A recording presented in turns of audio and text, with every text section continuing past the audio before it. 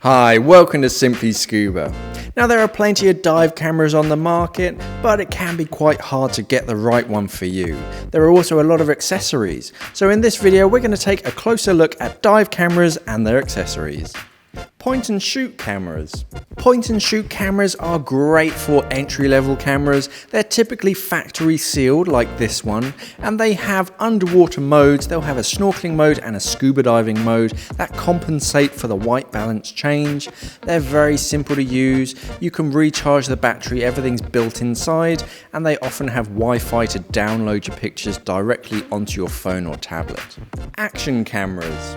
Action cameras have quickly become very popular. They're very compact, they have a whole range of mounting options, but they're more designed for taking underwater videos instead of photographs. But they have lots of features to get in and take those perfect videos. Clamshell cameras. Clamshell cameras tend to be a little bit larger and bulkier, but they do have a wide range of adjustable features. So the buttons on the back come through and they actually control the camera inside. The clamshell case on the outside is what gives it the waterproof, but you undo it to get access to the internal camera, which is doing all of the work. They tend to have better control over the lighting and the structure of your photograph, so they're better for taking more precise pictures. Red filter. Red filters sit in front of the lens of your dive camera and they compensate for the blue coloration by physically putting the reds back into your videos and photographs, but when you shallow up in the really shallow depths above 5 meters, everything can turn a little bit red in your pictures, so it's best to clip them off. Magenta filter. Magenta filters work much the same as the red filter, except these are made for fresh water, so they're going to eliminate that green tint when you're diving in fresh water. Macro lens.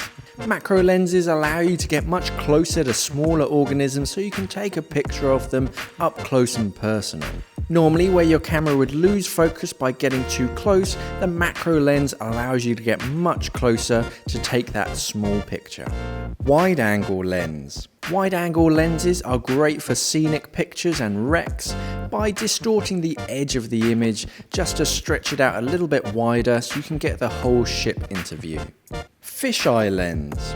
Fisheye lenses are one step further by allowing you to capture a really wide angle shot, and they stretch it naturally so that you can see a whole scene all in one picture. Tray. Camera trays fixed to the bottom of your dive camera using a tripod mount, and they allow you to fix certain accessories onto the camera like strobes and flashes. Dual trays.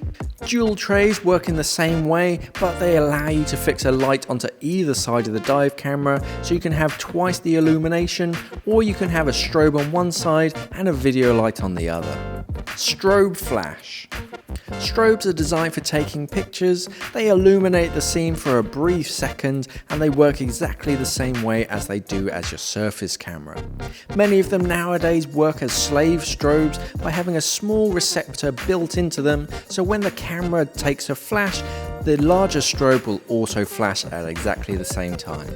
Photo video lights. Photo video lights work much the same way as a torch will, except they have much smoother beam angles and they don't have the same hard edge or hot spot in the center, so they illuminate the entire scene without creating any abnormalities. One benefit is that they really bring the colors back into your photos and videos. Flex arm.